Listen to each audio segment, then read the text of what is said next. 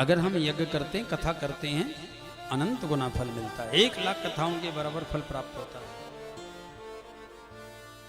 संत सूत जी कहते हैं, सोनिका देखो, आज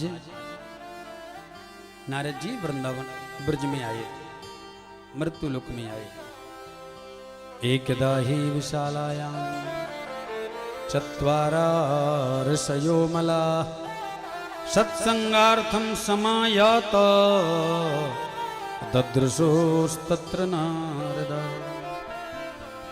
एक दिन विशालायाम बद्रिका विशाल में वद्रिकाश्रम में 4 ऋषि सनक, सनंदन, सनातन, सनत कुमार भजन कर रहे थे, आनंद से भजन कर रहे थे। आज भी हिमालय में अनेक ऋषि बैठ करके भजन करते हैं, अनेक ऋषि। 2019 में कथा थी बद्रीनाथ में, शायद आप लोगों ने आस्था भजन पर सुनी होगी। उस कथा में बहुत चमत्कार हुए। शाम को कथा के विश्राम के समय हम लोग, हमारे गुलशन जी भी साथ में थे, सिद्धार्थ जी, ये नरेंद्र, रवि, जो पंडित जी आए, सब साथ में थे। कथा होती थी 2 से 6 और 6 बजे जाते थे घूमने माणा गांव की तरफ। वहां पर 3 पहाड़ियां हैं, एक ब्रह्म पर्वत है, एक रुद्र पर्वत है, एक विष्णु पर्वत है।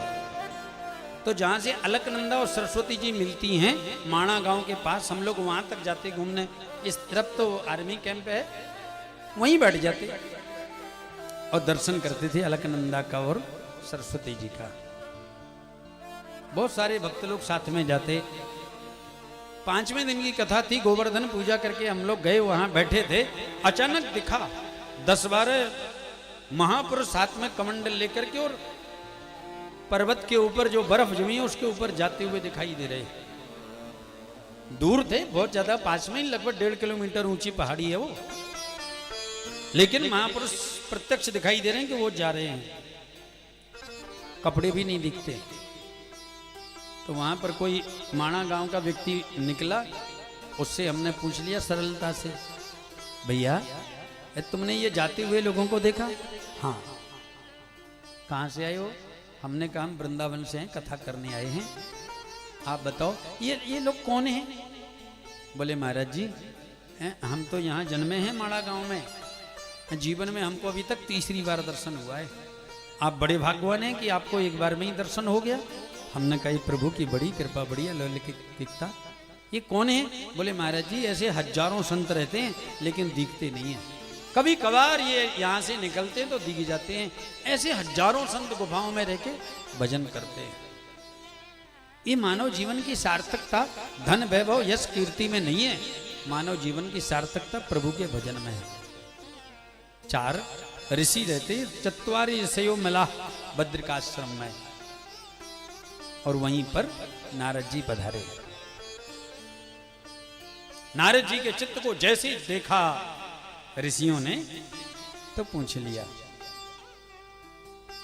कथम ब्रह्मन् दीन मुखा कुतश्चिन्ता त्वरो भवान् त्वरितं गम्यते कुत्र कुतश्चागमनं तव। कथम ब्रह्मन्, ब्रह्मन् कहो तो सही, आज आप दीनमुख लेकर के कहां जा रहे हैं? ये उदासी का कारण क्या है? आज आपने देखा होगा किसी भी व्यक्ति को देख लीजिए, उदास है, प्रसन्न नहीं है, उसके चेहरे में खिलावट नहीं है, उसके अंदर एक बेचैनी है, चिंता है, कोई ना कोई उसके जीवन में बड़ा बोझ रखा है। क्या चीज का बोझ है वो? क्या चीज की चिंता है? ऐसा कौन सा शोक है कि उसकी शांति समाप्त हो गई, उसके चेहरे की सौम्यता, उसकी सरलता, उसकी सहजता समाप्त हो गई? कारण क्या है? सनत कुमार जी पूछते हैं, कथम ब्रह्मन, आप कहो तो सही, ये दीनहीन मुख लेकर के कहां जा रहे हो? और आप तो भगवान का भजन करते, नारायण का गान करते हो। आपके जीवन में ये दीनता कैसे है? ये उदासी, ये बेचैनी कैसे है? कोता चिंतो तोरा भगवान, तुमको कौन सी चिंता है? अरे जिसके पास में धन, वैभव, पद, प्रतिष्ठा है उसे चिंता हो तो कोई बात नहीं। चलो आपके पास ना घर है, ना वैभव, ना शादी है, ना बच्चे हैं, ना हुआ विवाह है, और फिर भी तुम चिंता में घूम रहे हो। और चिंता आपको पता है बाबा, चिंता चिता से बड़ी होती है। ये कौन कह रहे? सनत कुमार जी, नारद जी से। सनत कुमार जी कहते हैं, एक बार चिंता और चिता में आपस में बहस हो गई। चिता कहती है मैं बड़ी हूं, तो चिंता ने कहा बाबरी तुम कैसे बड़ी है? और बोल पड़ी मैं इसीलिए बड़ी हूं कि मैं व्यक्ति को कितना भी हष्ट बलिष्ठ क्यों ना हो जला के राख कर देती हूं। तो चिंता ने कहा तू तो मरने के बाद जलाती है, बहन मैं तुझसे बड़ी हूं, मैं तो जीते जी जला करके राख कर देती हूं, मैं जीते जी जला के राख कर देती हूं। नारद जी से पूछते हैं सनत कुमार जी, बाबा तुमको ऐसी कौन सी चिंता है? तो संत नारद ने बहुत अच्छी बात कही। बाबा नारद संत हैं। हमारे यहाँ जितने आपको साधु संत दिखाई देते हैं ये 3 प्रकार के हैं। बहुत ध्यान से सुनना, 3 प्रकार के। एक होते हैं ऋषि, एक होते हैं मुनि और एक होते हैं साधु। बोलो राधे राधे। एक होते हैं ऋषि। ऋषि कौन है? जिन्होंने रिसर्च किया है और रिसर्च करके पूरी समाज को दिया है। जैसे विश्वामित्र जी हुए, वशिष्ठ जी हुए, जैसे परशुराम जी हुए, ये सब ऋषि थे, इन्होंने रिसर्च किया है। विश्वामित्र जी ने तो दूसरी सृष्टि बना दी थी, भेज दिया था यहां से कहां? स्वर्ग में, और आज भी वो लटका हुआ है। हमारा ये रिसर्च जितना भी श्रेष्ठ है, ऋषियों की देन है। अभी तक नासा भी वहां तक केवल 3% ही पहुंचा है। आपको एक बात और मैं बताऊं, गणेश जी का मस्तिष्क कब विच्छेदन हुआ? जगदीश जी पता है? गणेश जी का सिर कटा था ना, और गजेंद्र का लगा था, हाथी का लगा था। किस सन में, कितने साल पहले है पता? नहीं। गणेश जी का सिर 2 बार विच्छेदन हुआ है। 2 बार कटा और 2 बार लगा है, और दोनों बार हाथी का लगा है। गणेश पुराण में लिखा है, एक बार परशुराम जी के साथ युद्ध में परशुराम जी के त्रिशूल से कट गया था, तो फिर गणेश जी के ऊपर हाथी का सिर लगाया गया। और एक बार कथा शिव पुराण में आती है, माता पार्वती की सुरक्षा में जब दरवाजे पर खड़े थे तो शिव जी के त्रिशूल से मस्तिष्क सर से विहीन, सिर से, शरीर से विहीन हो गया, और तब गजेंद्र का मस्तिष्क लगा है।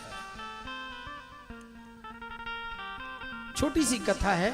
हाथी जब गांव में आता था ना राजस्थान में, तो सब लोग जोड़ के हाथ खड़े हो जाते, गणेश जी आए, गणेश जी आए, प्रणाम करो, पूजन करो, कुछ ना कुछ दे दो। गणेश जी आए, लोग तो हाथ जोड़ के खड़े हैं, और उसके पीछे कुछ कुत्ते हाथी को देख करके भौंक रहे हैं। कुत्ते भौंकते हैं पीछे, लोग हाथ जोड़ के खड़े हैं और कुत्ते पीछे पड़े हैं। तो किसी ने पूछ लिया कि ये कुत्ते भौंक क्यों रहे हैं, ये कुत्ते क्यों भौंक रहे हैं? अब उसमें से कोई महापुरुष बोले कि भैया हम कुत्तों की भाषा नहीं जानते, नहीं तो हम पूछते इनसे कि भैया तुम भौंक क्यों रहे हो, तो कुत्ते एक ही जवाब देते, हमको हाथी से कोई समस्या नहीं है, हमको हाथी से कोई समस्या नहीं है। फिर क्यों भौंक रहे हो? बोले समस्या ये है कि इसके सामने इतने लोग हाथ जोड़ के क्यों खड़े हैं, इसके सामने इतने लोग हाथ जोड़ के क्यों खड़े हैं, हमको कोई हाथ नहीं जोड़ता, इसको इतने लोग हाथ जोड़ते हैं। बोलो राधे राधे। आज की परेशानी ये है व्यक्ति की, आज की बेचैनी है, ये दुख है, ये चिंता है कि मुझे कोई राम राम नहीं करता, इनके पीछे लोग चलते, इनकी सब सुनते, इनकी सब मानते हैं। ये लोगों में आज का बहुत बड़ा दुख है। नारद जी से पूछ लिया था, बताओ महाराज कौन सी चिंता है? मैं कह रहा था संत 3 प्रकार के हैं। एक रिसर्च करने वाले, उनको ऋषि कहते हैं, जिन्होंने बहुत कुछ लिख करके समाज को दिया, बहुत रिसर्च किया। नाम सुना होगा आपने आर्यभट्ट जी का, जो बहुत बड़े ज्योतिषाचार्य थे। आर्यभट्ट जी ने 0 दिया, गिनती दी, और जिससे पूरा समाज जोड़ने का काम करता है, गणित का काम करता है, पूरा विश्व मानता है जिसको। एक बात और मैं कहूं, इस सप्ताह में 7 दिन होते हैं, पूरे विश्व में सप्ताह है, और पूरे विश्व में वो 7 ही दिन हैं। 8वां दिन है क्या कहीं पर? है? और उन 7 दिनों के नाम भी वही हैं। भाषा में अलग अलग हो सकता है, अरबी में अलग, फारसी में अलग, जापानीज में अलग, चीनी में अलग, लेकिन नाम वही है, और ये नाम भी हमारे ऋषियों ने दिए, ये नाम भी हमारे ऋषियों की देन है। इसीलिए तो भारत को विश्व गुरु माना जाता था, और माना जाता है, और माना जाएगा, क्योंकि जो भारत के ऋषियों ने दिया, ऐसे ऐसे ग्रंथ लिख करके हस्तलिपि दिए थे, एक मंत्र आपने पढ़ लिया तो आप कुछ भी कर सकते हैं।